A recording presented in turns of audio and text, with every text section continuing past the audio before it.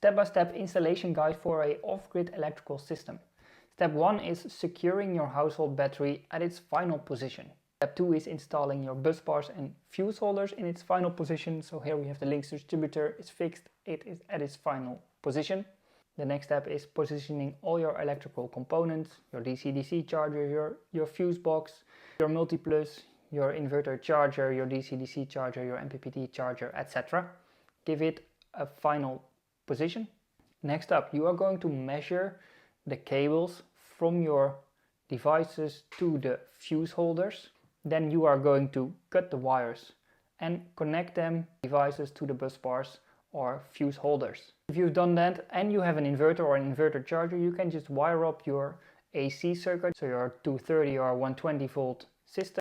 And during this process, I want you to work very nice and clean and make sure there is no dirt between, for example, the fuses, because that creates friction and friction creates heat. Next up is you are going to place a main switch and your battery monitor if you have that. And after that, you are going to put your main switch on off mode, so you turn it off and then connect a cable to your battery.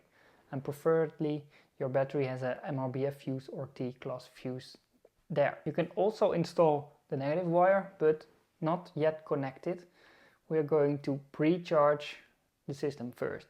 So if you have an inverter charger or a battery charger, you can use the shore power to pre-charge your electrical system. Big inverters, if you are turning them on for the first time, have very small capacitors, I think it is in English, which can ask up a lot of energy at one time. So if you don't pre-charge your inverter or inverter charger, you have a very high inrush current, which is very bad for your switches, but also for the MultiPlus. So using shore power is the best way to pre-charge your system.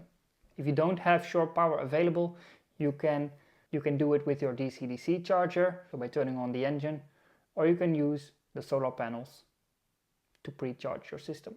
If you've done that, you can make the negative connection to the battery and turn on your main switch. Next up is configuring your devices. Your Victron devices you can configure for a lead acid battery or a lithium battery or whatever. So that is the first thing you are going to do. And if all the settings are done correctly, I would now advise you to stress test your system. So if you have a big inverter, take a hairdryer or whatever and really push your system to the limit. But also check if your battery can handle it, because if your battery is new, it is around 30%, so maybe charge that first. That's very briefly an installation guide on an off-grid electrical system. If you want to read it, you can download the free ebook via the link in our bio.